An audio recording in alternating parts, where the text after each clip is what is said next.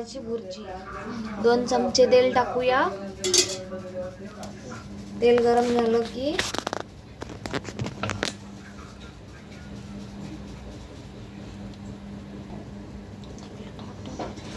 कढीपत्ता टाकून घ्या।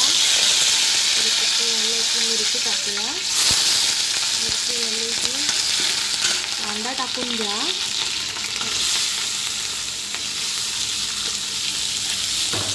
कांदा गुलाबी परता मस्त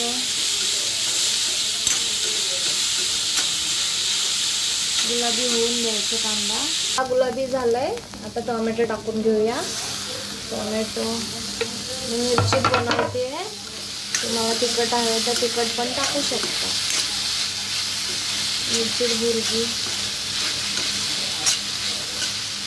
पाहिजे तेवढे हळद टाकून घ्या। हळद टाकली की परतून घ्या। मस्त कलर आला की चवीनुसार मीठ टाका। चवीनुसार मीठ टाका।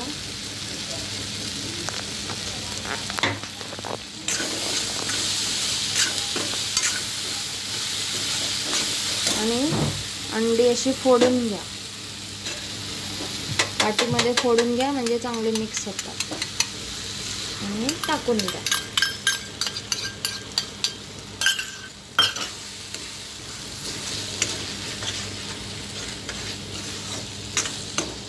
फोडून टाकली की अंडी चांगले मिक्स होतात, म्हणून फोडून टाकायची वाटीमध्ये। चांगलं असं मिक्स करा।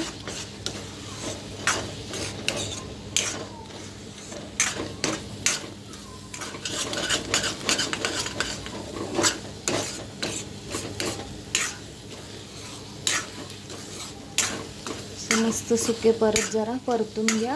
भुर्जी चांगली सुकली पाहिजे, नाहीतर मग ओलसर पाणी पाणी लागतं।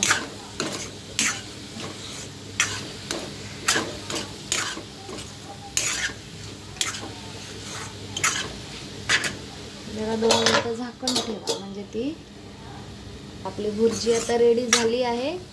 आता कोथिंबीर टाकूया, तर मग आपली भुर्जी कंप्लीट झाली। कोथिंबीर टाका। मस्त चपाती सोबत गरम गरम भुर्जी खा। झाली आपली भुर्जी रेडी।